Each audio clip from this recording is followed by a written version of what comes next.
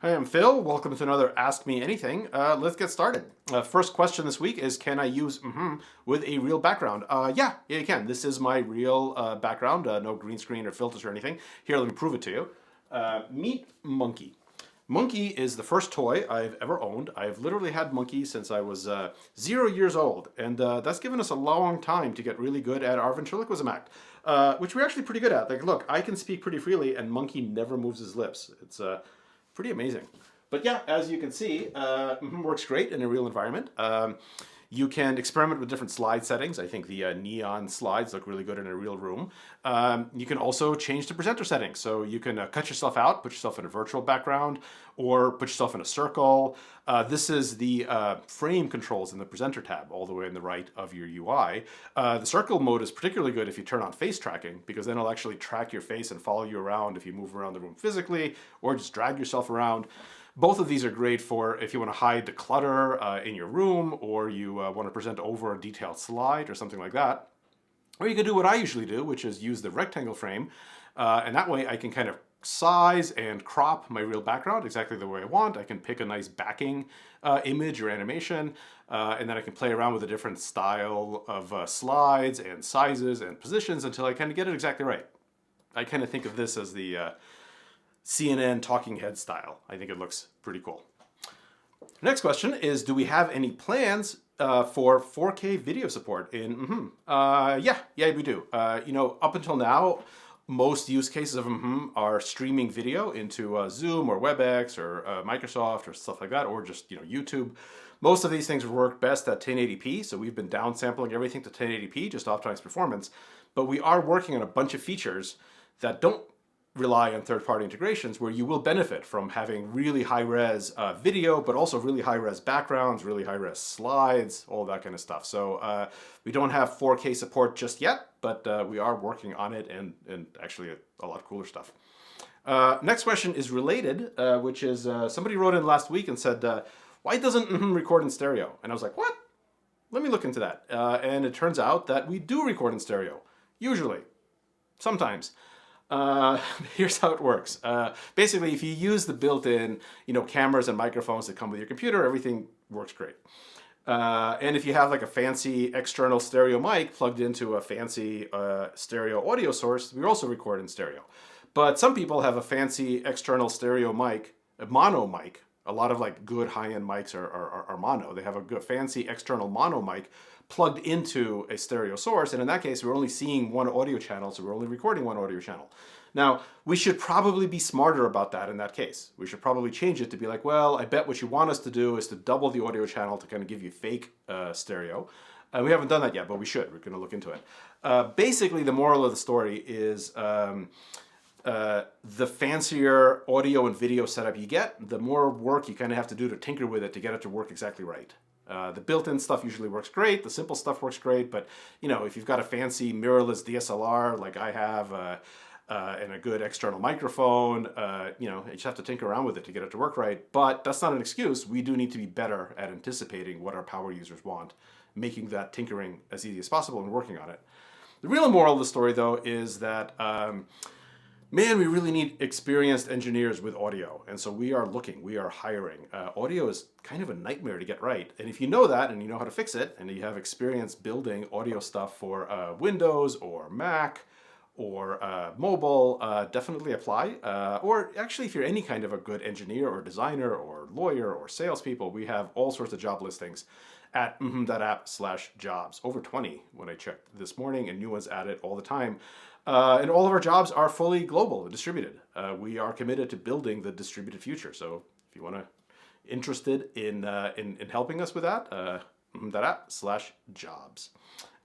Next question is, what is your hashtag pandemic project?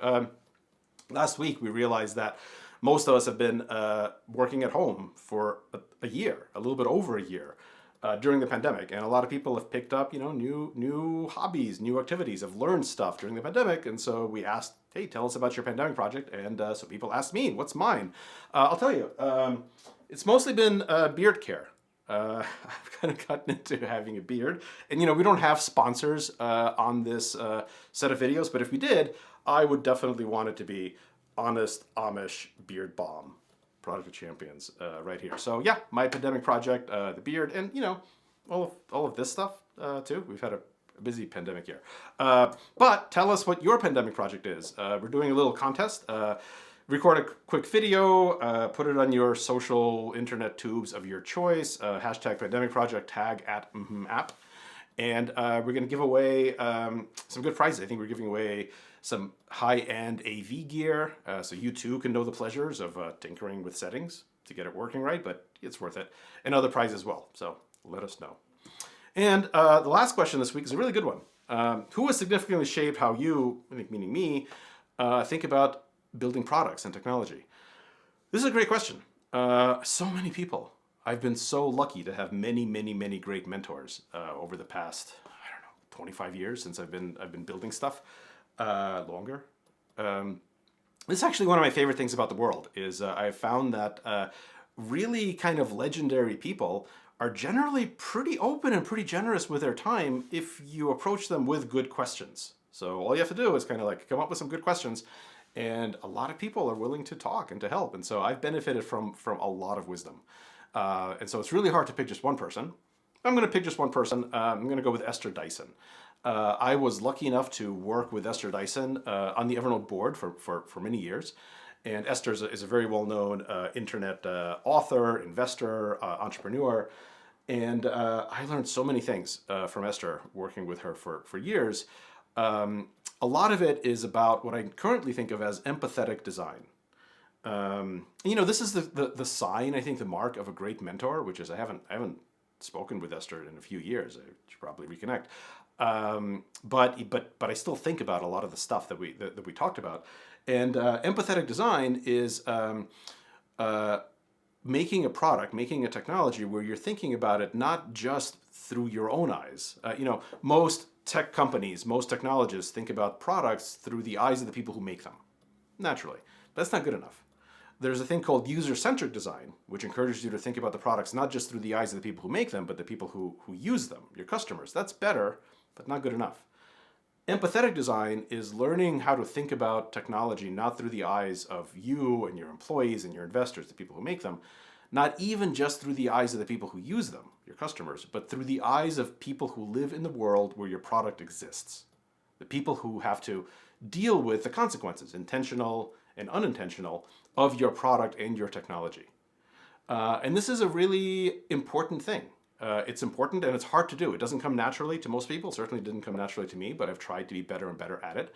This idea that as technologists, we have a responsibility to the world because we make stuff that affects everyone.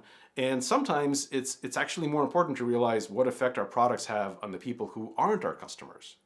Maybe because they can't afford it, or maybe because they don't like it. But they still live in a society where products exist and function, and it's our responsibility to look after them.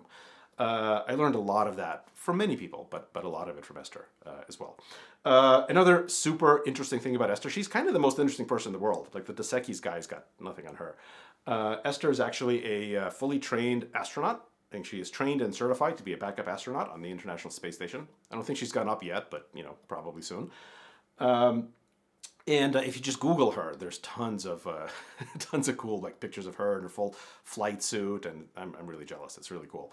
And so she had a mission patch made for her space mission with one of her most famous, most well-known mottos on it, which is this one: "Always make new mistakes." And I love this. I think as far as words to live by, always make new mistakes. Those are some pretty good words. They really apply to so many circumstances in building companies and making products. Always make new mistakes. Maybe not in space. Maybe when you're in space is the only time you shouldn't be trying to make new mistakes. But just about every other time, always make new mistakes. Beautiful words. And that's it. Thank you to all of you. As always, send questions to askphil@mmhmm.app, and I will try to answer the best ones or avoid answering them in hopefully entertaining ways. Bye.